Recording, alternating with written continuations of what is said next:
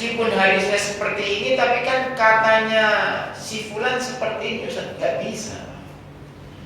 Tidak bisa kita kemudian menjatuhkan hadis Nabi Shallallahu Alaihi Wasallam selama hadis itu sahih, selama hadis itu benar, dibanding-bandingkan dengan perkataan manusia. Biasa nggak boleh, Pak.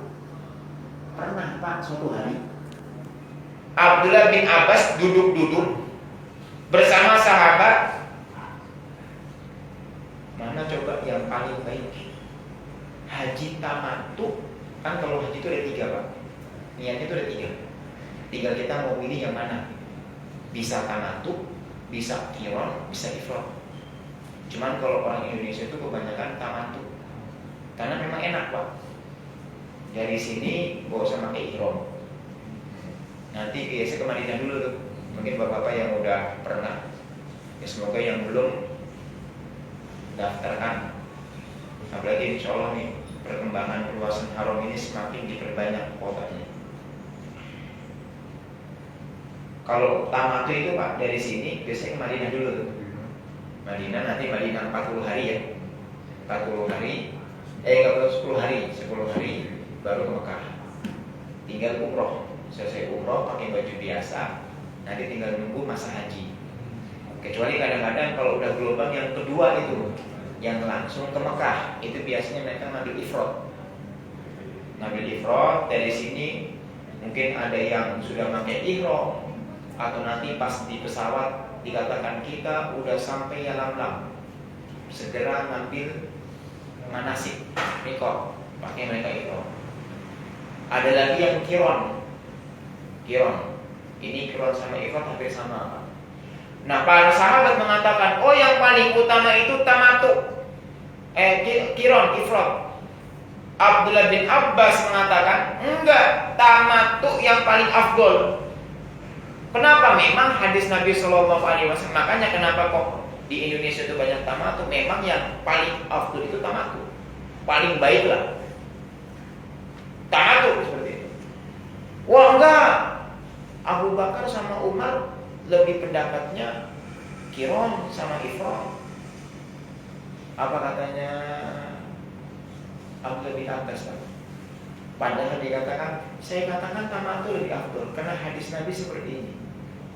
Dibandingkan lagi, enggak, Abu Bakar pendapatnya qiran. Apa kata Abdullah bin Abbas, Pak? Hampir batu turun dari langit, aku katakan hadis Nabi Shallallahu Alaihi Wasallam yang lebih afdal adalah tamattu. Kalian bandingkan dengan perkataannya Abu Bakar As-Siddiq. Maksud dari sini kira-kira apa itu? Sahabat ketika ada perkataan Nabi Muhammad SAW dibandingkan dengan perkataan Abu Bakar, sampai Abdullah bin Abbas hampir batu turun dari langit. Nah, kalau zaman sekarang, Pak, hadis datang ke kita nih, Ustaz itu nggak seperti itu, tapi kata Kiai Fulan atau Kiai nggak seperti itu, kata Ustaz Fulan. Yang penting hadis, Pak. Karena kita pun ustaz, Pak, manusia biasa, Pak.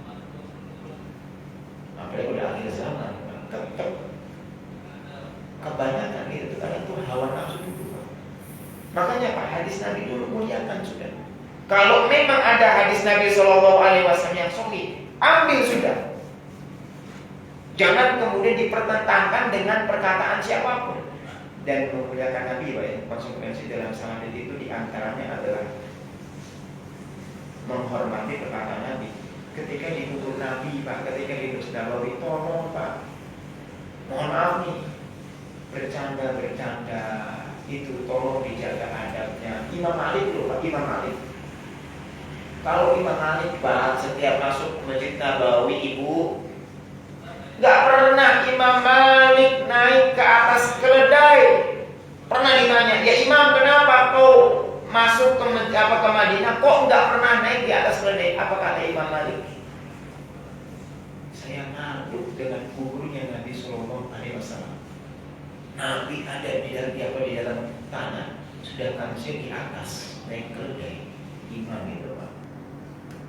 Sampai pernah, Pak, ada seorang sahabat namanya Sabit bin Qais. Ketika turun suatu ayat dalam surat Al-Hujurat, Ayat yang kedua ini, Pak.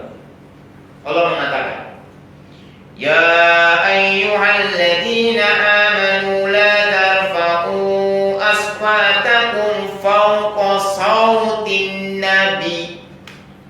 Wahai orang-orang yang beriman, janganlah engkau angkat suara kalian melebihi suaranya Nabi Shallallahu Alaihi Wasallam. Sabit bin Qais itu bapak ibu suaranya gede, menggelegar. Turun ayat ini, Pak.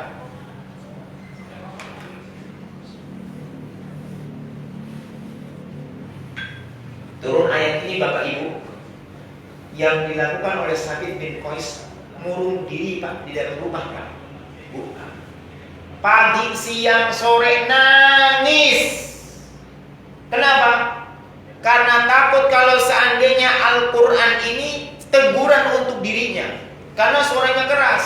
Takutnya ketika duduk-duduk sama Nabi, suaranya dia itu melebihi suaranya Nabi Shallallahu Alaihi Wasallam. Makanya Nabi berapa hari gak ketemu Sabit bin Qais, nanya sama sahabat, mana Sabit? Mana Sabit bin Qais? Kok gak kelihatan nih? Apa kata sahabatnya, bapak ibu? Di rumah ya Rasulullah. Dia gak mau keluar rumah. Karena setelah turun surat Al-Hujurat ayat yang kedua, dia nangis terus, takut ancaman Quran. Tapi apa kata Nabi? Dia tidak masuk dalam ayat tersebut dan dia masuk ke dalam surga. Panisnya, Pak. Mohon maaf nih, kadang-kadang juga ibu kalau pas ke Masjid Nabawi ini, auratnya kadang-kadang kebuka.